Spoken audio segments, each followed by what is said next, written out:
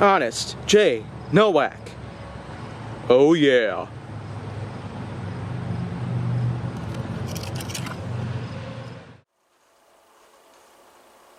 A pleasure to meet y'all at last, and welcome back to Honest J. Nowak, Mark of the Line. Man, having quite a busy week here. But I might as well carry on with some more content. Starting with another new mark that I might as well get down to. One that you're probably very familiar with. In case you're not aware of that square with an H in the center. Episode 720 is pretty much Honda. Yeah, that's pretty much what I'm going to be talking about right now. Get that out of the way real quick. But, yeah. Throughout the past few decades, Honda has certainly been one of the most common finds that you might be able to see out on the roads, on the highway, or the mountains, or any other kind of terrain that's possible. You just can't really walk 10 feet without noticing a Honda. They're everywhere. Whether we're talking about various models like the Accord, Civic, or the more recent Ridgeline pickup truck, or the new Passport pretty much, it's pretty much all over the place. Honda is certainly one of the biggest that we might have ever had in America. Although they do originate from Japan. Yeah, Japan's one of the few countries that America has pretty much had in terms of car imports. But these days you can find almost everything else. Almost. For the most part though, we can surely see how Honda has become so successful. And that's mostly because a lot of their cars, especially way back in the day, they were pretty much built to last. Some of the oldest models of the Accord and Civic, ranging as far back as 1985, they still do hold up even after all these years of continuous usage.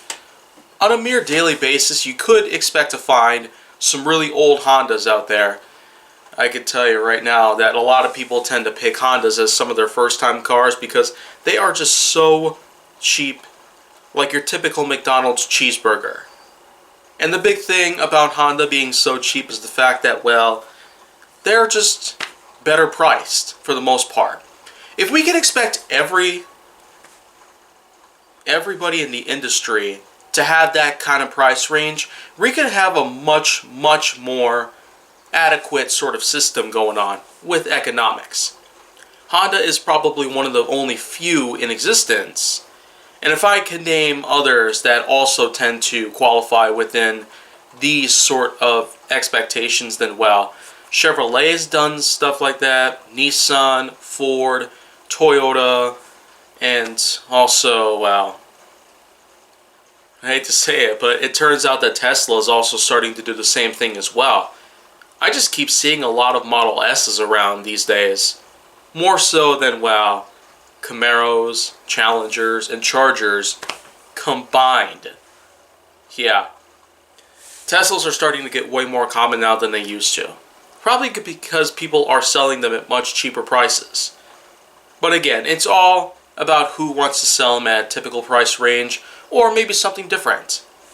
When it comes to Honda though, especially in the many, many, many years that it has been around for, you certainly can expect a lot of people to own one. And that's because, well, Honda answers our calls about price ranges, about affordability, and also about the millions of advertisements that we also see. Also, we can't really forget about how the ads give out that memorable sort of sound to it. Yeah. How could you forget that? It seems that a lot of ads are trying to come up with some sort of, well, audible jingle, pretty much. And Honda is one of the best at it thus far because of how gigantic their advertising has been these past several years. But for the most part, Honda is probably not ultimately one of my favorites because there's so many of them that it's overwhelming.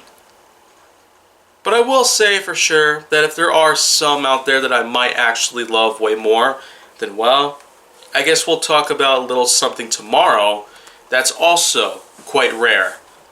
So, you know what?